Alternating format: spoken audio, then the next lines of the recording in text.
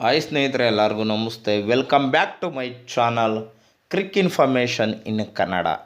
ಸ್ನೇಹಿತರೆ, ಇವಾಗ ಅತಿ ಹೆಚ್ಚು ಟ್ರೋಲ್ ಆಗ್ತಾ ಇರೋದು ಯಾವುದಪ್ಪ ಅಂತಂದರೆ ರೋಹಿತ್ ಶರ್ಮಾ ಮತ್ತು ಹಾರ್ದಿಕ್ ಪಾಂಡ್ಯ ಅವರ ವಿಷಯ.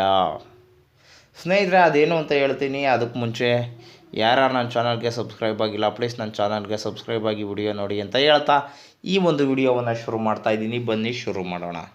ಸ್ನೇಹಿತರೆ, ನಿಮ್ಮೆಲ್ಲರಿಗೂ ಗೊತ್ತಿರೋ ಹಾಗೆ ಮುಂಬೈ ಇಂಡಿಯನ್ಸ್ ತಂಡಕ್ಕೆ ಕ್ಯಾಪ್ಟನ್ ಈಗ ರೋಹಿತ್ ಶರ್ಮಾ ಅಲ್ಲ, ಮುಂಬೈ ಇಂಡಿಯನ್ಸ್ ತಂಡದ ಕ್ಯಾಪ್ಟನ್ ಹಾರ್ದಿಕ್ ಪಾಂಡ್ಯ.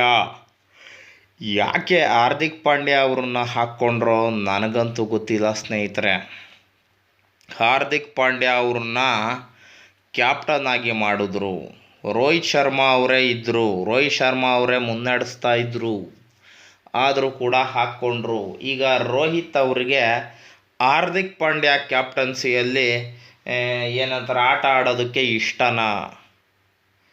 ಸ್ನೇಹಿತರೆ, ರೋಹಿತ್ ಶರ್ಮಾ ಅವರಿಗೆ ಒಳ ಮನಸ್ಸು ಇಷ್ಟ ಇಲ್ಲದಿದ್ರೂ ಕೂಡ ಏನು ಮಾಡಲಿಕ್ಕಾಗುತ್ತೆ, ಕೆಲವೊಂದು ಟೈಮು ಕತ್ತೆ ಮಾತನ್ನು ಕೂಡ ಕೇಳಬೇಕಾಗುತ್ತೆ. ಕತ್ತೆ ಕೂಡ ಬುದ್ಧಿ ಹೇಳಂಗೆ ಆಗಿಬಿಡುತ್ತೆ ಒಂದೊಂದು ಟೈಮ್ನಲ್ಲಿ.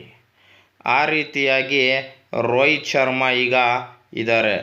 ಆದರೆ ಹಾರ್ದಿಕ್ ಪಾಂಡ್ಯ ಅವರು ಏನೋ ನನಗೆ ಕ್ಯಾಪ್ಟನ್ಸಿ ಸಿಕ್ಕಿಬಿಟ್ಟಿದೆ ಅಂತ ಹೇಳಿಬಿಟ್ಟು ರೋಹಿತ್ ಶರ್ಮಾ ಅವ್ರಿಗೆ ಬುದ್ಧಿ ಹೇಳೋ ಹಾಗೆ, ರೋಹಿತ್ ಶರ್ಮಾ ಅವ್ರಿಗೆ ಅಲ್ಲೋಗು ಇಲ್ಲೋಗು ಬೌಂಡ್ರಿ ಲೈನಲ್ಲಿ ನಿಂತ್ಕೋ ಹಂಗೆ ಹಿಂಗೆ ಅಂತ ಹೇಳ್ತಾ ಹೋಗ್ತಾ ಇದ್ದಾರೆ.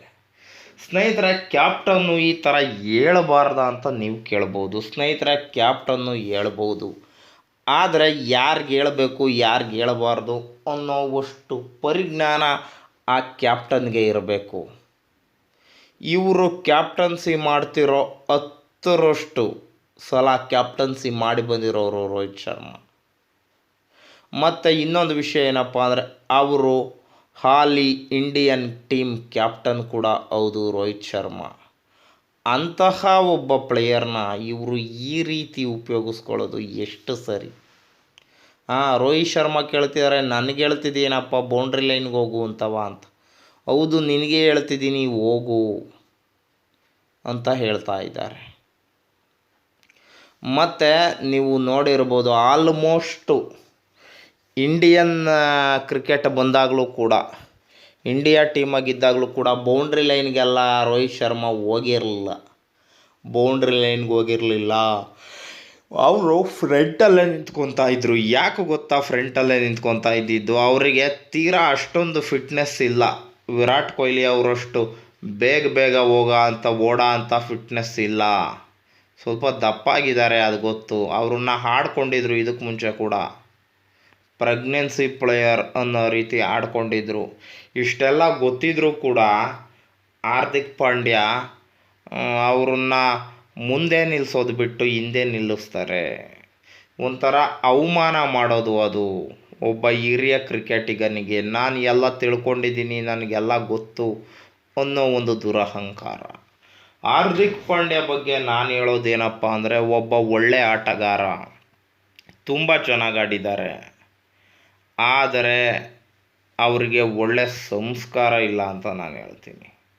ಆ ಸಂಸ್ಕಾರವನ್ನು ಮುಂದಿನ ದಿನಗಳಲ್ಲಿ ಅವರು ಬೆಳೆಸ್ಕೋಬೇಕು.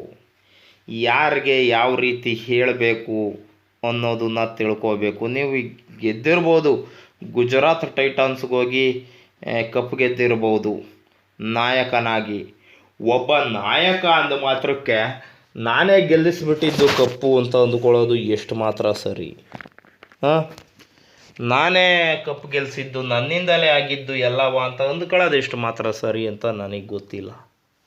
ಅವ್ರಿಗೆ ಗೊತ್ತು. ಅದು ಒಂದು ಟೀಮ್ ಕಪ್ ಗೆದ್ದಿದೆ ಅಂದರೆ that is the team work, ಯಾರ್ದು ಒಬ್ಬಂದು ಕೊಡುಗೆ ಅಲ್ಲ. ನಾನು ಕ್ಯಾಪ್ಟನ್ನು, ನಾನು ಕರ್ಕೊಂಡೋಗ್ಬಿಟ್ಟಿದ್ದು ಹಂಗೆ ಹಿಂಗೆ, ನೋ, ಅದು ಮ್ಯಾಟ್ರ್ ಆಗೋದಿಲ್ಲ. ಅಲ್ಲಿ ಮ್ಯಾಟ್ರ್ ಆಗೋದು ಓವರ್ ಆಲ್ ಟೀಮ್ ವರ್ಕ್.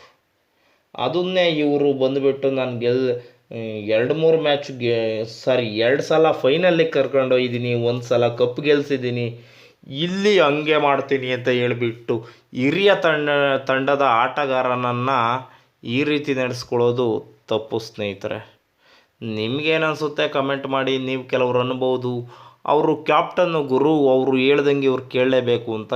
ಕೇಳಲೇಬೇಕು ನಿಜ, ಆದರೆ ಅದಕ್ಕೂ ಕೂಡ ಒಂದು ಇತಿಮಿತಿ ಇರುತ್ತೆ. ಈ ಕ್ಯಾಪ್ಟನ್ಸಿ ಶಾಶ್ವತ ಆಗಿರಲ್ಲ.